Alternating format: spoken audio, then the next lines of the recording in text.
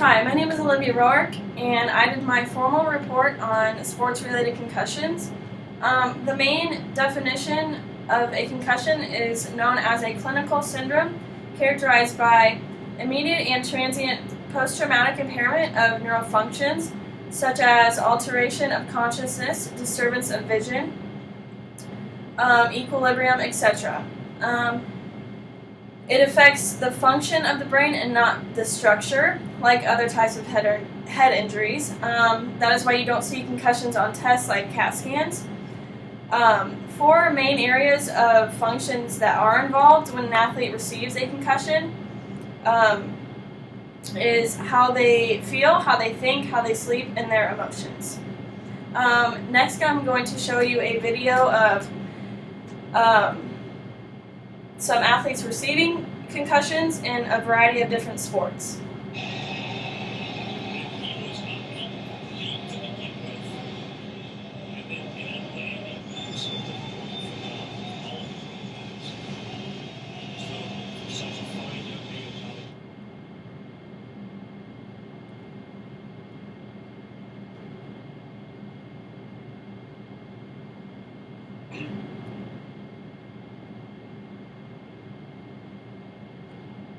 Then as he comes back up, what's going to him? That's delaying right there. That's what happened was Johnson was turned around. He didn't see the ball coming. And the ambulance moves up. So I think he had to hospital.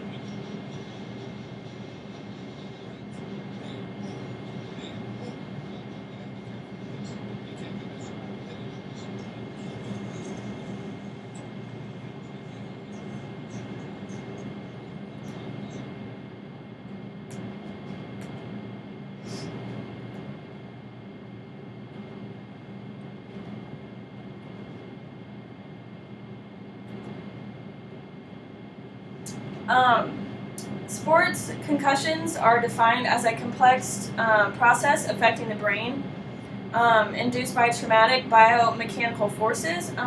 In the video you just saw, usually in football injuries, they collide and receive their concussion that way. During the baseball one, you saw the pitcher throw it back, or the catcher throw it back to the pitcher, and he wasn't looking, and he got hit in the head. The basketball one, he went up for a layup and hit his head on the ground. In the hockey one, he also collided with a player and hit the wall too hard. There's a variety of different scenarios that could happen in sports where you could receive a concussion.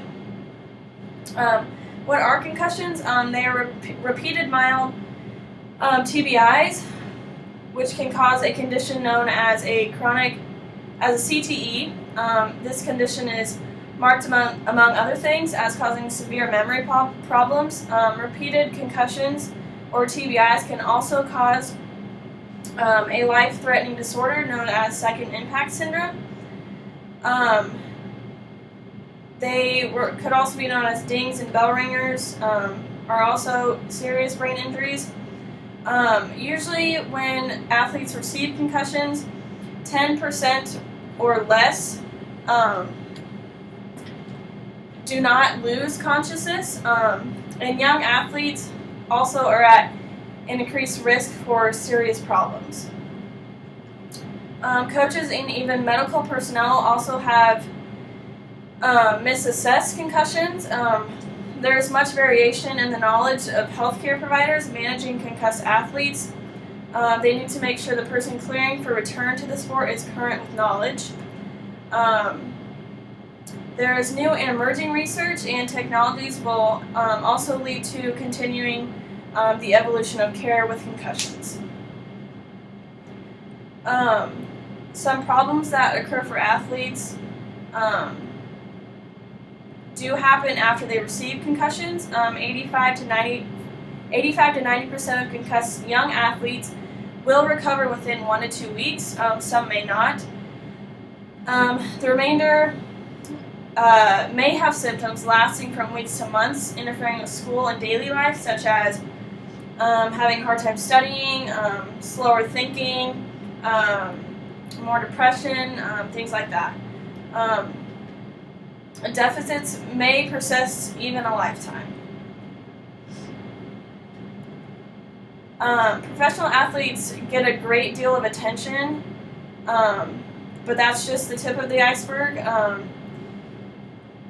Much more common in the U.S. High schoolers were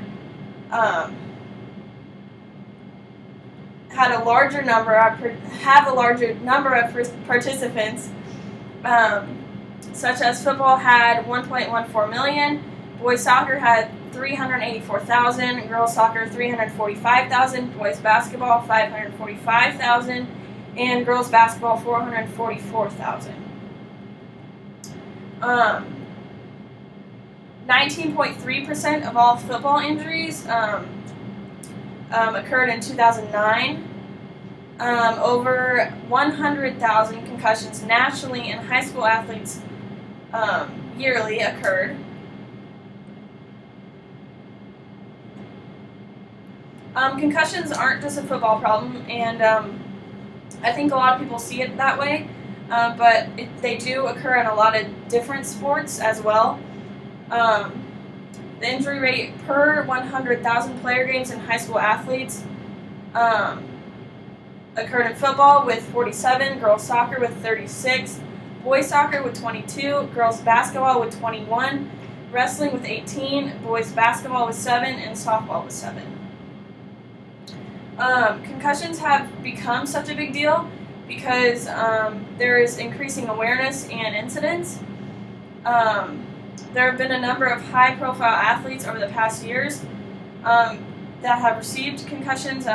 Bigger and faster kids is another reason, along with increased opportunities, increased litigation from misdiagnosis, treatment, and removal from sport as well. There are a couple high-profile cases, such as second impact syndrome, which can cause death or devastating brain damage when having a second injury when the first one is not healed correctly.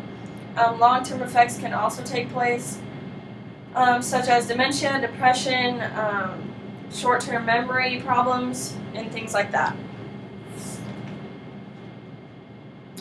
Sometimes diagnosis is easy, but not always.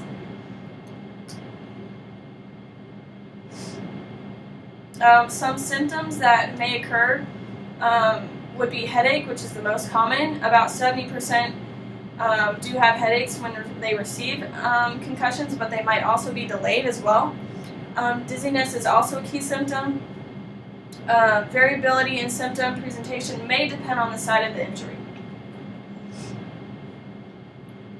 And in conclusion, given the prevalence of use of sports, participation in the United States, improving understanding of the extent, causes, effects, and prevention of sport-related concussions is vitally important for the health and well-being of all athletes. The hope that the findings and recommendations in my report will help reach this goal.